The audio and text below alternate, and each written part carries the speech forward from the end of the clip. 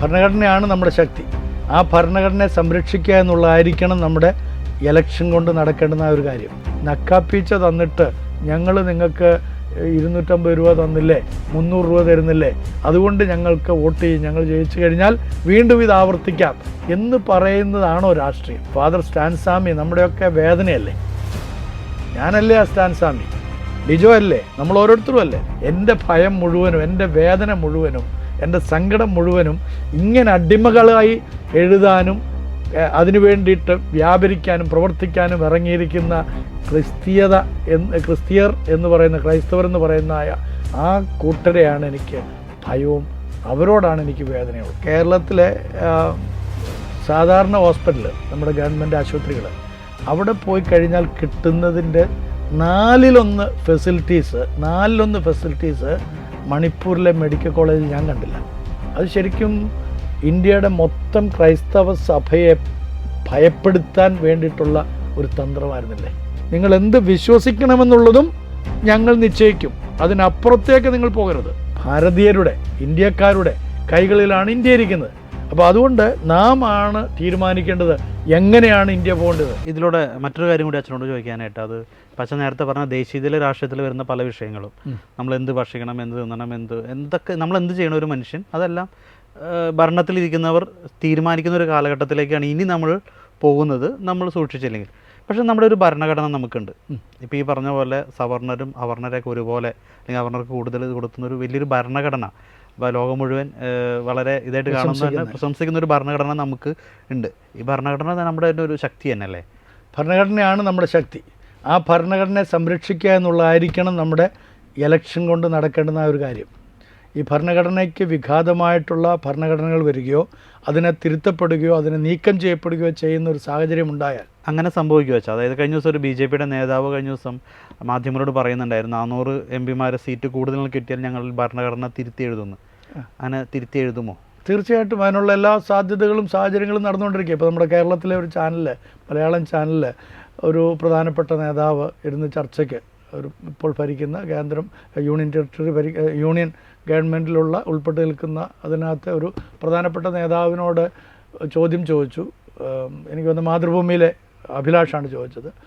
India എന്നുള്ള, നമ്മുടെ ഭരണഘടന മാറുമോ, ഇന്ത്യ എന്നുള്ള പേര് മാറുമോ, ഇത് ഹിന്ദു രാഷ്ട്രമാകുമോ എന്നുള്ളൊരു ചോദ്യമാണ് വന്നത്. അദ്ദേഹം പറഞ്ഞൊരു കാര്യം, അങ്ങനെ ഒരു പേര് നിർദ്ദേശിച്ചുകൊണ്ട് മാത്രമായല്ലോ, അതിന് ബാക്കിയുള്ള എല്ലാ കാര്യങ്ങളും ശരിയായല്ലോ, ആ രീതിയിലാണല്ലോ എന്നുള്ള. അപ്പോൾ ആ രീതിയിലേക്ക് കാര്യങ്ങൾ പോയി എന്നുള്ളത് അവർക്കറിയാം, അല്ലെങ്കിൽ അവരത് ക്രമീകൃതമായി ചെയ്തുകൊണ്ടിരുന്നു. അതിനെക്കുറിച്ച് ഇതുവരെ രാഷ്ട്രീയ അവബോധമുള്ളവർ പോലും ശബ്ദിച്ചിരുന്നില്ല. എൻ്റെ പ്രയാസമെന്ന് പറയുന്നത്, ഈ തങ്ങൾക്ക് വേണ്ടി മാത്രം ജീവിക്കുന്ന രാഷ്ട്രീയക്കാരാണ് എൻ്റെ ഏറ്റവും വലിയ പ്രശ്നം ഇന്ത്യയിലെ. തങ്ങൾക്ക് വേണ്ടി മാത്രം ജീവിക്കുന്ന രാഷ്ട്രീയക്കാർ. അതുകൊണ്ടാണ് അവർക്ക് ഏതിലേക്കും മാറുന്നതിന് വിഷമമില്ലാത്തത്. അവർക്ക് വേണ്ടി മാത്രം അവർ ജീവിക്കുന്നത്, രാഷ്ട്രത്തിന് വേണ്ടിയിട്ടല്ല, രാഷ്ട്ര നിർമ്മിതിക്ക് വേണ്ടിയിട്ടല്ല, രാഷ്ട്രീയ ചിന്തകൾക്ക് വേണ്ടിയിട്ടല്ല, ആശയങ്ങൾക്ക് വേണ്ടിയിട്ടല്ല, തങ്ങൾക്ക് വേണ്ടി മാത്രം അവർ ജീവിക്കുന്നു. അപ്പോൾ അവർ ഏതിലേക്കും മാറും.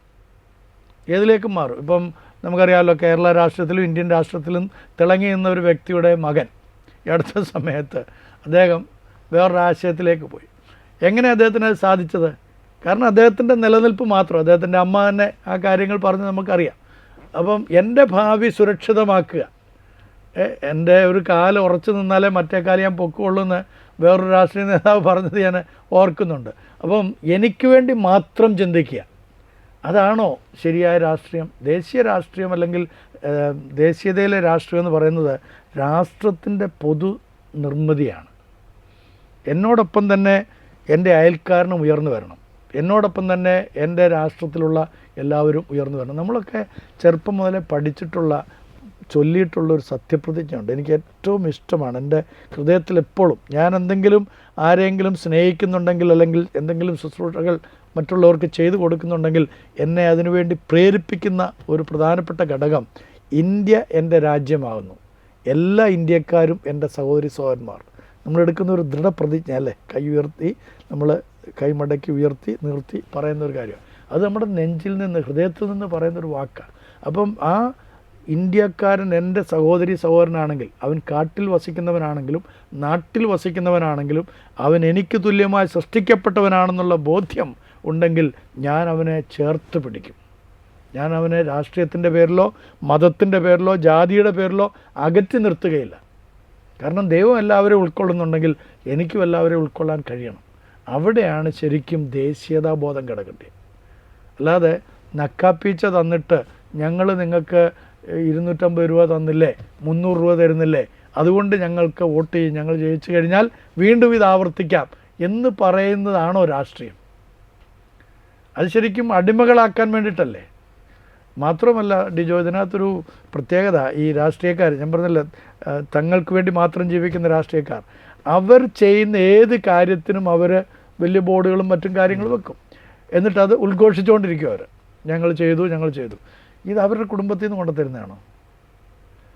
ഡിജോയും ഞാനും ഒരു തീപ്പെട്ടി കൂട് മേടിച്ചിട്ടുണ്ടെങ്കിൽ കൊടുക്കുന്ന ടാക്സ് മുതൽ എല്ലാവരും ടാക്സ്, ഇപ്പം ഒരു ഉദാഹരണം പറഞ്ഞു കഴിഞ്ഞാൽ കേരളത്തിൽ നമ്മൾ 1 രൂപ ടാക്സ് കൊടുക്കുകയാണെങ്കിൽ കേരളത്തിലേക്ക് അതിൻ്റെ വിഹിതം വരുന്നത് 40 പൈസ താഴെയുള്ളൂ. 40 പൈസ താഴെയുള്ളൂ. ബാക്കിയുള്ളതൊക്കെ മറ്റ് സംസ്ഥാനങ്ങളിലേക്ക് പോകുന്നു. ഗുജറാത്തിലേക്കും UP-യിലേക്കും ഛത്തീസ്ഗഡിലേക്കും എന്ന് പറഞ്ഞാൽ വികസിതമല്ലാത്ത സംസ്ഥാനങ്ങളിലേക്ക് വികസിതമായിട്ടുള്ള സംസ്ഥാനങ്ങളിൽ നിന്ന് എടുത്ത് പങ്കുവെക്കുന്നു. അതിന് നമുക്ക് പ്രയാസമൊന്നുമില്ല. കാരണം നമ്മളെല്ലാം ഇന്ത്യക്കാരാണ്. ഇന്ത്യ എൻ്റെ രാജ്യമാണ്. അപ്പം എൻ്റെ ടാക്സിൻ്റെ ഒരു നല്ല പങ്ക് ഇതുവരെ പുരോഗതിയില്ലാത്ത സംസ്ഥാനങ്ങളിലേക്ക്, ഇപ്പോൾ ഗുജറാത്ത് ആയാലും UP ആയാലും ഛത്തീസ്ഗഡ് ആയാലും രാജസ്ഥാൻ ആയാലും അവിടെയൊക്കെ എൻ്റെ സഹമസൃഷ്ടങ്ങളാണ്. അപ്പോൾ അവർക്ക് കൊടുക്കുന്നതിൽ എനിക്ക് സന്തോഷമേ ഉണ്ടാകാവൂ. പക്ഷേ അത് ഔദാര്യമായിട്ടാണ് ഈ 40 പൈസ എനിക്ക് തരുന്നതെന്ന് പറയരുത്. ഞാൻ കൊടുക്കുന്ന 1 രൂപയിൽ നിന്ന് 40 പൈസ എനിക്ക് തന്നിട്ട് ഞങ്ങളുടെ ഔദാര്യം കൊണ്ടാണ് നിങ്ങൾ ജീവിക്കുന്നത്, നിങ്ങൾക്ക് നല്ല പാലം കെട്ടി തരുന്നത്, നിങ്ങൾക്ക് നല്ല റോഡ് വെച്ച് ഉണ്ടാക്കി തരുന്നത് എന്ന് പറയുമ്പോഴാണ് ഇവിടെ പ്രശ്നം. അവിടെയാണ് നമ്മൾ ചോദ്യം ചെയ്യാൻ പോകുന്നത്. ആ ചോദ്യം ചെയ്യുമ്പോഴാണ് പറയുന്നത്, അത് വേണ്ട, ചോദ്യമൊന്നും വേണ്ട, ഇങ്ങോട്ട് അത് ഞങ്ങൾ ചെയ്യുന്നത് നിങ്ങളങ്ങ് കേട്ടിരുന്നാൽ മതി, കണ്ടിരുന്നാൽ മതി എന്ന് പറയുന്നതാണ് അടിമത്വം എന്ന് പറയുന്നത്. അപ്പം നമ്മളെ അടിമകളാക്കിക്കൊണ്ടാണ് ഉടമകളായിട്ട് ഞങ്ങളുണ്ട്. നിങ്ങൾ അധ്വാനിച്ച്, പണ്ട് പുലയനും പാണനും പറയനും ഒക്കെ അധ്വാനിച്ച് അവരുടെ വേർപ്പൂറ്റി കുടിച്ചതായിട്ടുള്ള ആളുകളുടെ വേറൊരു ഭാവത്തിലും രീതിയിലും ഇവർ നമ്മളെ ഊറ്റി തിന്നുകൊണ്ടും കുടിച്ചുകൊണ്ടും ഇരിക്കുന്നു. അതാണ് ഈ വിഷയത്തിൽ. അപ്പോൾ ഒരുപക്ഷെ ഈ ഒരു തെരഞ്ഞെടുപ്പ് വേണ്ട വിധം ഉപയോഗിച്ചില്ലെങ്കിൽ അതൊരു ഭാരതത്തിൻ്റെ നിലനിൽപ്പ് അല്ലെങ്കിൽ ഭാരതത്തിലെ ജനങ്ങളുടെ ചില നിലനിൽപ്പിനെ ബാധിക്കുമെന്നാണ് അച്ഛൻ പറഞ്ഞത്. തീർച്ചയായിട്ടും. കാരണം ഒന്നാമത് ഈ ഡിവൈഡ് ആൻഡ് റൂൾ എന്നുള്ള പോളിസിയാണ് എപ്പോഴും ഈ ചില ആശയങ്ങൾക്കുള്ളത്. ഡിവൈഡ് ആൻഡ് റൂൾ എന്നുള്ള പോളിസി. കാരണം അവരിലേക്ക് ശക്തി കേന്ദ്രീകരിക്കുക, അവരിലെ എല്ലാ അധികാരങ്ങളും കൊണ്ട് നിർത്തുക, അതിന് എല്ലാവരെയും ഭിന്നിപ്പിച്ചെങ്കിലേ പറ്റുള്ളൂ. സംഘടിതമായി കഴിഞ്ഞാൽ അവർ എന്നേക്കുമായിട്ട് പോകേണ്ടി വരും. ഞാൻ പറഞ്ഞല്ലോ, അവരൊരു മൈനോറിറ്റിയാണ്. പക്ഷേ സംഘടിത ശക്തി വലുതാണ്. സംഘടിക്കാനുള്ള ശക്തി വലുതാണ്. പക്ഷേ അവരെ തമ്മിൽ സംഘടിപ്പിക്കുകയില്ല. സംഘടിക്കാതിരിക്കാനായിട്ട് എന്ത് അറ്റം വരെയും പോകും. ആരെങ്കിലും സംഘടിപ്പിക്കാൻ നോക്കുന്നുണ്ടെങ്കിൽ അവനെ അപ്പോൾ തന്നെ കയ്യാമം വെക്കും. നീ വേണ്ട, നീ ശബ്ദിക്കണ്ട. ഇപ്പോൾ ഫാദർ സ്റ്റാൻസാമി നമ്മുടെയൊക്കെ വേദനയല്ലേ? ഞാനല്ലേ ആ സ്റ്റാൻസാമി? ഡിജോ അല്ലേ? നമ്മൾ ഓരോരുത്തരും അല്ലേ? നമ്മുടെ ആചാര്യന്മാരല്ലേ? നമ്മുടെ അച്ഛന്മാർ, നമ്മുടെ കന്യാസ്ത്രീകൾ, നമ്മുടെ ബിഷപ്പന്മാർ, അവരൊക്കെ അല്ലേ ഫാദർ സ്റ്റാൻസാമി? നിങ്ങൾ ശബ്ദിച്ചാൽ സ്റ്റാൻസാമിയാണ് നിങ്ങളുടെ മുമ്പിലുള്ള നല്ല ഉദാഹരണം. ഒരു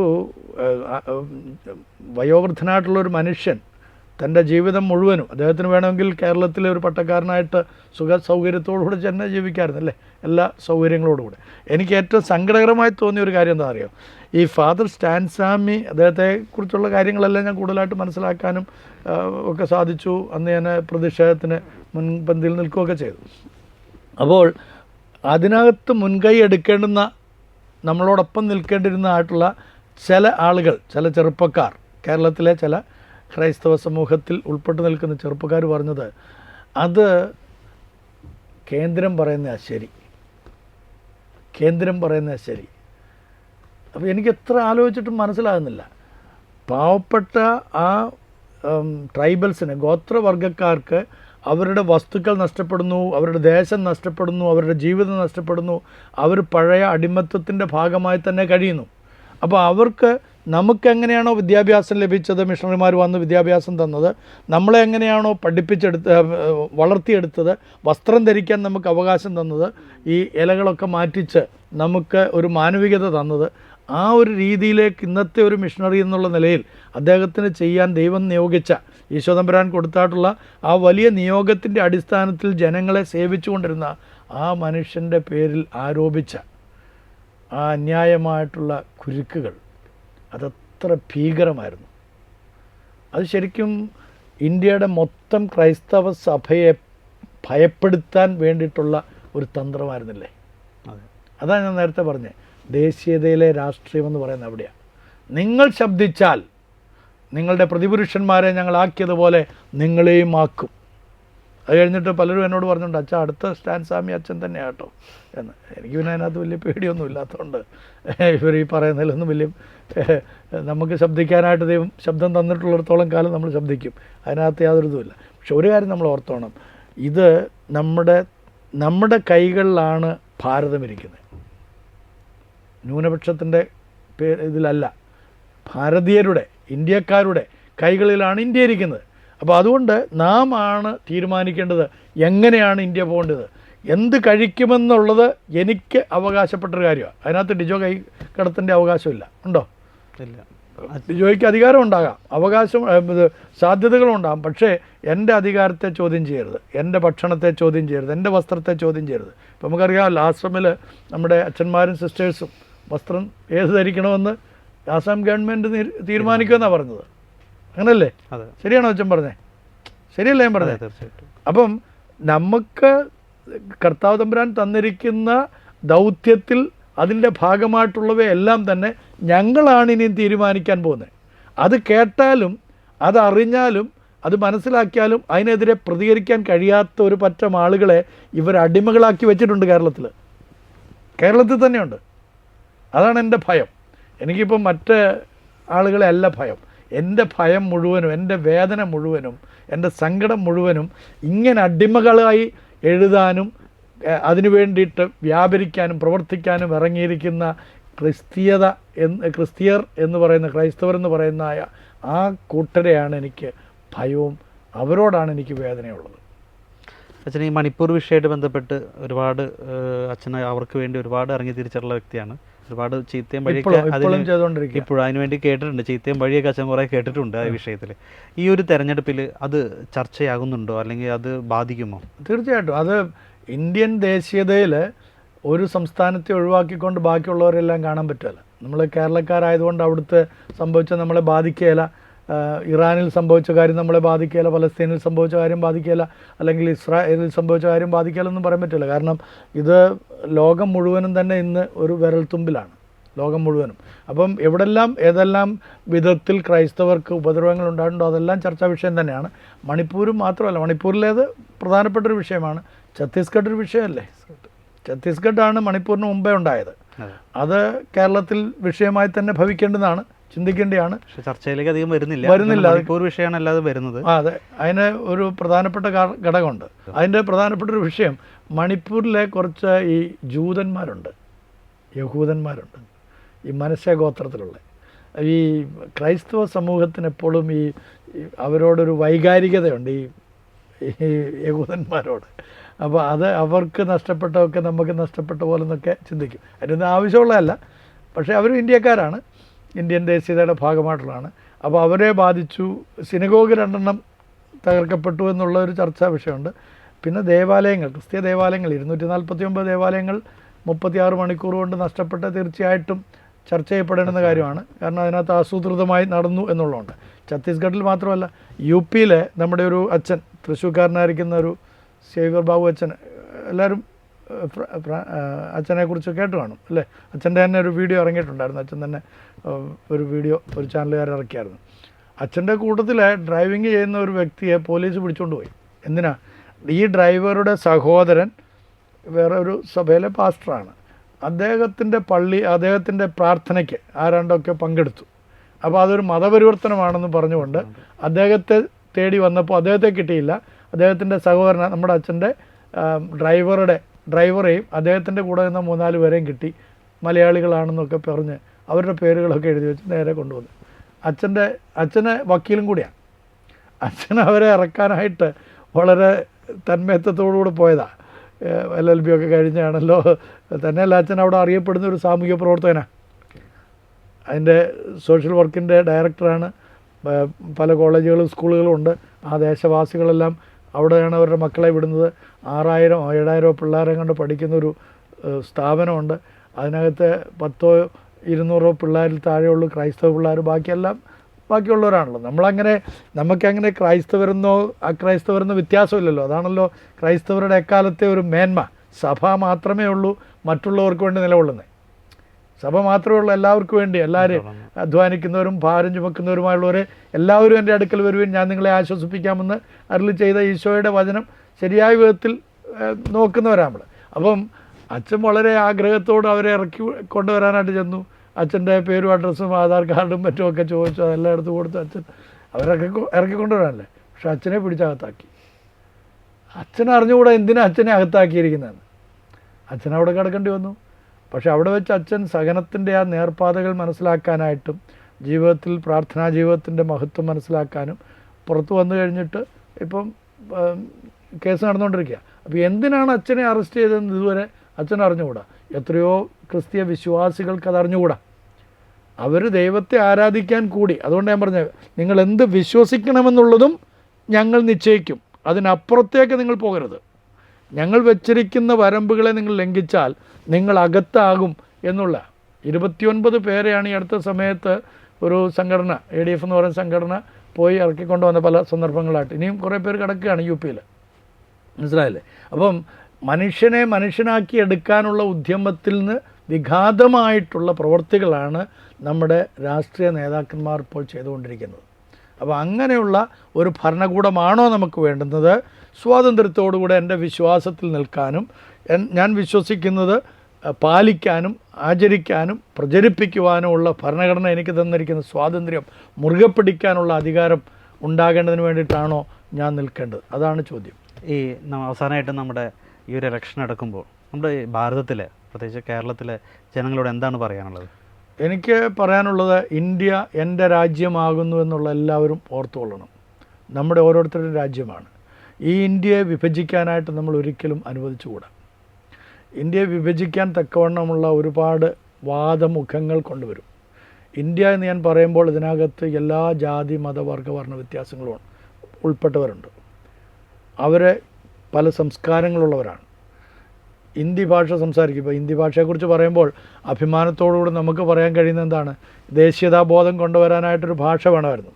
അപ്പം ദേശീയതാബോധം പാകിയത്, അതിൻ്റെ വിത്ത് പാകിയതും ക്രൈസ്തവരാണ്, ക്രൈസ്തവ മിഷണറിമാരാണ്.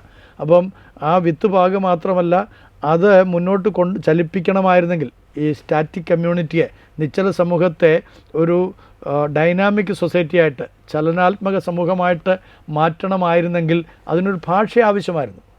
ആ ഭാഷ ദേശീയ തലത്തിലുള്ള ഭാഷയായിരിക്കണം. അതിനുവേണ്ടി 1880-കളിൽ സാമുവൽ ഹെൻറി കെല്ലേങ് എന്ന് പറയുന്ന ഒരു മിഷണറി, അദ്ദേഹമാണ് ഇനിഷ്യേറ്റീവ് എടുത്തത്. അദ്ദേഹമാണ് ആ ഭാഷയ്ക്ക് വ്യാകരണം ഉണ്ടാക്കിയത്.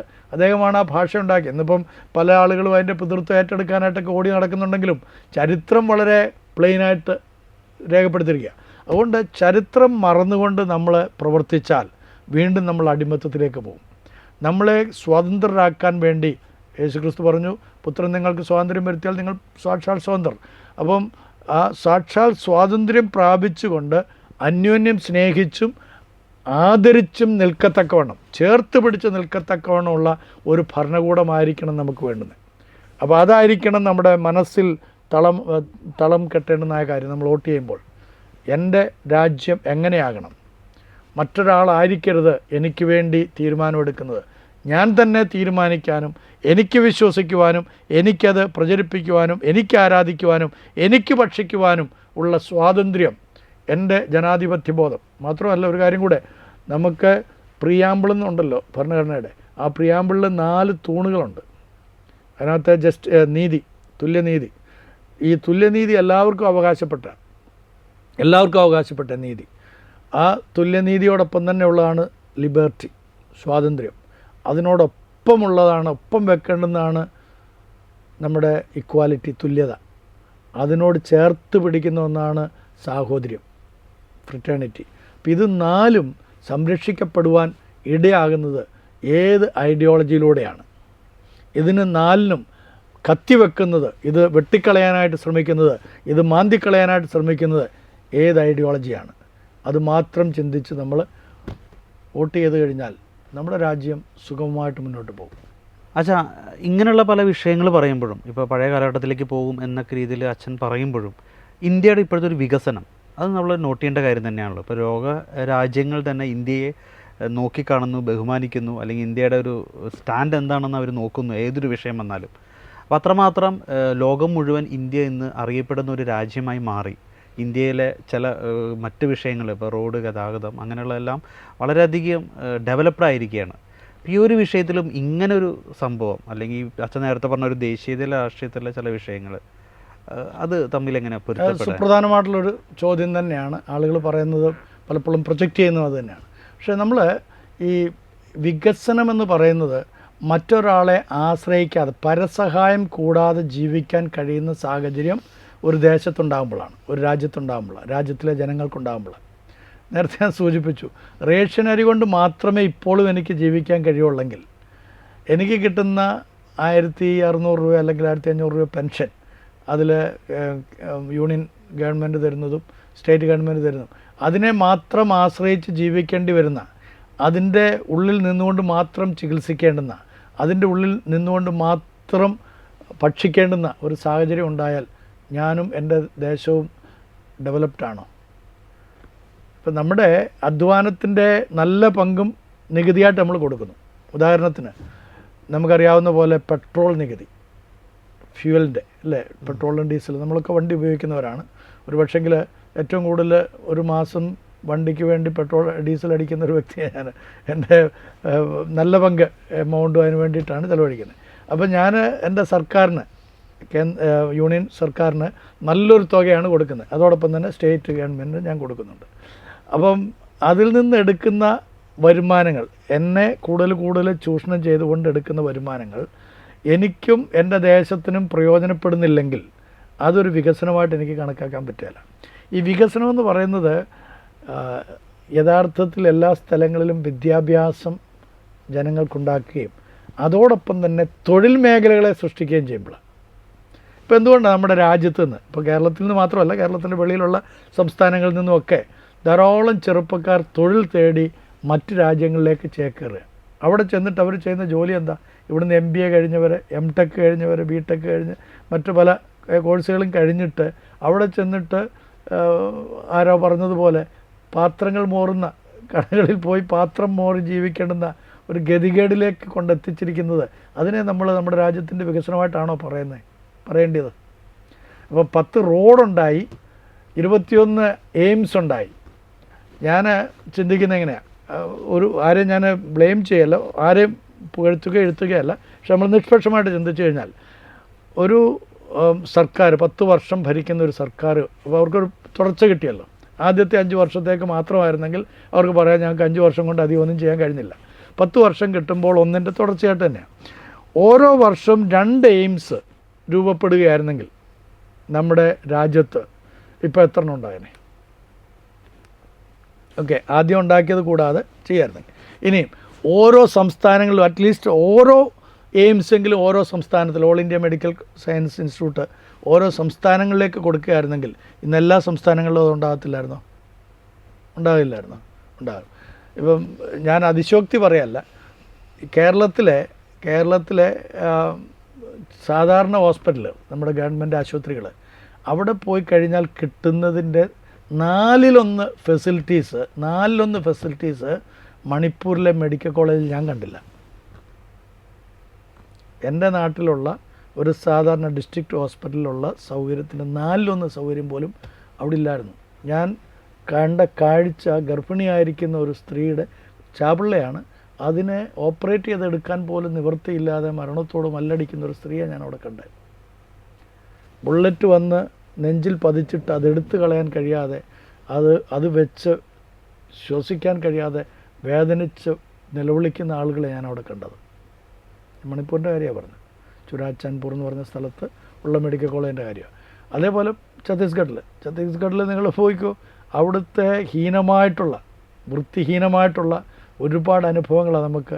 എത്ര വലിയ ഹോസ്പിറ്റൽ എന്ന് പറയുന്നത്, സർക്കാർ ആശുപത്രി എന്ന് പറയുന്നത്. പിന്നെ വേറൊരു കാര്യം കൂടെ പറഞ്ഞു, സ്വച്ഛ് ഭാരത് എന്നും പറഞ്ഞിട്ടാണല്ലോ നമ്മുടെ സെസ്സൊക്കെ എടുത്ത് നമ്മുടെ ഇതിൽ നിന്ന് ടാക്സൊക്കെ വർദ്ധിപ്പിക്കുന്നത്, സ്വച്ഛ് ഭാരതിൻ്റെ ഇത് പറഞ്ഞിട്ട്. ഛത്തീസ്ഗഡിൽ നിങ്ങൾ പോയി കഴിഞ്ഞാൽ അവിടെ അതിരാവിലെ കാണാൻ കഴിയുന്നൊരു കാര്യമുണ്ട്, നോർത്ത് ഇന്ത്യയിൽ പൊതുവെ കാണാൻ കഴിയുന്നൊരു കാര്യമുണ്ട്. രാവിലെ ഒരു ചോറ്റുപാത്രത്തിൽ വെള്ളവുമായിട്ട് ഒരു തോട്ടിയുമായിട്ട് സ്ത്രീകളിങ്ങനെ നടന്നു പോകുന്ന, പുരുഷന്മാരും കാണും, അവരിങ്ങനെ നടന്നു പോവുക. അവർ പോകുന്നത് ചെറിയ പൊന്തക്കാടുകൾ, അതിൻ്റെ മറവിലാണ് അവർ കാര്യങ്ങൾ സാധിച്ചിട്ട് പോരുന്നത് രാവിലെ.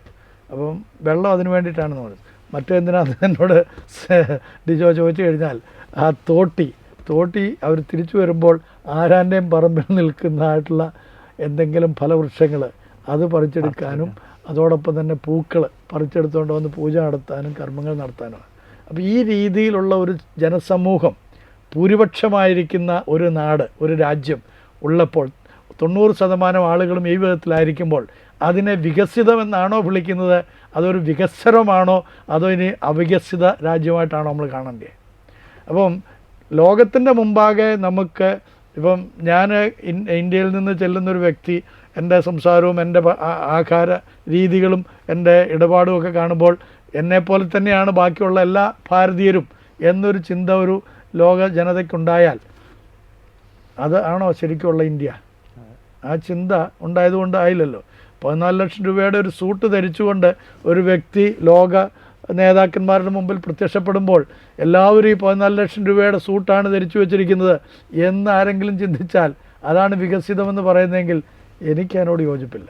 നമ്മുടെ രാജ്യം ഇന്നും വളരെ ദാരിദ്ര്യത്തിൻ്റെ അവസ്ഥയിലാണ്.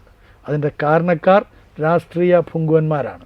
രാഷ്ട്രീയ നേതാക്കന്മാർ നമ്മളെ ഇന്നും കേവലം അടിമകളായിട്ട് വെച്ചൊരിക്കുകയും അവർ തരുന്ന പിച്ചക്കാശ് കൊണ്ട് നിങ്ങൾ ഉപജീവനം കഴിച്ചോ എന്ന് പറയുകയും ചെയ്യുന്ന അതല്ല വികസിതം. വികസിതം എന്ന് പറയുന്നത് എനിക്ക് മറ്റൊരാളുടെ സർക്കാരിൻ്റെ ആശ്രയമില്ലാതെ തന്നെ സ്വന്തമായി അധ്വാനിച്ച് ജീവിക്കാനുള്ള തൊഴിലും അതിൽ നിന്നുള്ള വരുമാനവും മാന്യമായ വരുമാനവും എൻ്റെ കുടുംബത്തെ പുലർത്തുവാനുള്ള ശുദ്ധവായു, ശുദ്ധമായ ഹോസ്പിറ്റൽ ഫെസിലിറ്റീസ് അല്ലെങ്കിൽ മെഡിക്കൽ ഫെസിലിറ്റീസ് അതെല്ലാം എനിക്ക് കിട്ടുകയാണെങ്കിൽ അവിടെയാണ് വികസിതം എന്ന് പറയുന്നത്. അല്ലാതെ 10 റോഡുണ്ടാക്കിയതുകൊണ്ടോ തോടുണ്ടാക്കിയതുകൊണ്ടോ 10 വിമാന കമ്പനികൾ വിറ്റതുകൊണ്ടോ ഒന്നും വികസിതമാകുകയില്ല. മനസ്സിലായില്ലേ? അപ്പോൾ ഇതിനകത്ത് അതേ ഞാൻ പറഞ്ഞത്, നമ്മുടെ ചിന്ത നമുക്ക് ചിന്തിക്കാൻ അവസരം തരുന്നില്ല. ചിന്തിക്കാൻ അവസരം തരാതെ വേറെ പുതിയ വിഷയങ്ങൾ എടുക്കുക. ഇപ്പോൾ നമുക്കറിയാവുന്ന പോലെ ഈ തമിഴ്നാടിന് ശ്രീലങ്കയ്ക്കും നമ്മുടെ ഇന്ത്യക്കും ഇടയ്ക്ക് കിടക്കുന്ന തമിഴ്നാടിനും ഇടയ്ക്ക് കിടക്കുന്ന ഒരു ചെറിയ ദ്വീപിനെ കുറിച്ചുള്ള കച്ചദ്വീപ് നമുക്കറിയാം. അവിടെ ഒരു ക്രിസ്തീയ ദേവാലയമുണ്ട്. അവിടെ മീൻ പിടിക്കുന്ന ആളുകളൊക്കെ വന്ന് അതായിരുന്നു 1956 തോന്നുന്നു. അത് അന്ന് സിലോണായിരുന്നല്ലോ, ശ്രീലങ്കയല്ല. അപ്പോൾ അവിടുന്ന് സിലോണിൽ നിന്ന് ആളുകൾ അവിടേക്ക് വന്നു, മീൻ പിടിക്കുന്ന ആളുകൾ. ഇന്ത്യയിൽ നിന്നുള്ള ആളുകളും ചെന്നു. അപ്പോൾ അവരതിനെക്കുറിച്ച് 76 ആദ്യം 62 തോന്നുന്നു ആദ്യമായിട്ട് അവകാശം ഉന്നയിച്ചു. അതിനുശേഷം ഇന്ത്യയും അവകാശം ഉന്നയിച്ചു. 2 കൂട്ടരും അതിൻ്റെ തീരപ്രദേശങ്ങൾ വർദ്ധിപ്പിച്ചു. പിന്നീട് അതിനെക്കുറിച്ചൊരു ചർച്ച നടത്തി ഇന്ത്യ അത് ശ്രീലങ്കയ്ക്ക് ഹാൻഡ് ഓവർ ചെയ്തു. പക്ഷേ ഒരു കണ്ടീഷൻ ഉണ്ടായിരുന്നു, നമ്മുടെ ആളുകൾ മീൻ പിടിക്കാൻ പോകുന്നവർക്കൊക്കെ അവിടെ യഥേഷ്ടം ചെല്ലാം, പാസ്പോർട്ടോ മറ്റുള്ള വിസയൊന്നും ആവശ്യമില്ല എന്നുള്ളത്. പക്ഷേ അത് പലപ്പോഴും അവർ ലംഘിച്ചു. ശ്രീലങ്കൻ ഗവൺമെൻറ് പിന്നീട് അത് ലംഘിച്ചു. അപ്പോൾ അതിനെ 2023 നമ്മുടെ ആദരണീയനായിരിക്കുന്ന പ്രധാനമന്ത്രിജി അവിടെ അവിടുത്തെ ലോക്സഭയിൽ അത് ഉന്നയിച്ചു, ആ വിഷയം ഉന്നയിച്ചു. അത് അമേക്കബിളായിട്ട് സെറ്റിൽ ചെയ്യേണ്ടതാണ്. 2 രാജ്യങ്ങൾ തമ്മിലുള്ള പ്രശ്നം പരിഹരിക്കുന്നത് നയതന്ത്രപരമായിട്ട് ചെയ്യേണ്ടതാണ്. അതിനകത്ത് രാജ്യത്തെ വലിച്ചഴക്കേണ്ട ഒരു ആവശ്യമില്ല. പക്ഷേ ഇപ്പം അതും കൂടെ വലിച്ചഴച്ചിട്ടാണ് പ്രശ്നമായിട്ട് നിൽക്കുന്നത്. അപ്പോൾ അന്ന് ജയലളിത സർക്കാരിന് എഴുതിയായിരുന്നു, ഞങ്ങളുടെ ജനത അല്ലെങ്കിൽ തമിഴ് ജനത പീഡിപ്പിക്കപ്പെടുന്നു. അതിനുശേഷം സ്റ്റാലിനും ഇപ്പോഴത്തെ മുഖ്യമന്ത്രി അത് എഴുതി. അപ്പോൾ അതിനെ ആസ്പദമാക്കിക്കൊണ്ട് ഒരു രാഷ്ട്രീയ മുതലെടുപ്പെടുക്കുക. അപ്പോൾ അതാണോ ശരിക്കും വികസിതമെന്നൊക്കെ പറയുന്നത്? വികസിതമായിട്ടുള്ള രാജ്യങ്ങൾ അങ്ങനെ അല്ല സംസാരിക്കുക. വികസിത രാജ്യങ്ങളിലെ അയൽവക്കങ്ങളുമായിട്ട് എന്തെങ്കിലും പ്രശ്നമുണ്ടെങ്കിൽ അത് അമേക്കബിളായിട്ട് സെറ്റിൽ ചെയ്യാനായിട്ടല്ലേ രാജ്യതന്ത്രജ്ഞന്മാർ നമുക്കുള്ളേ.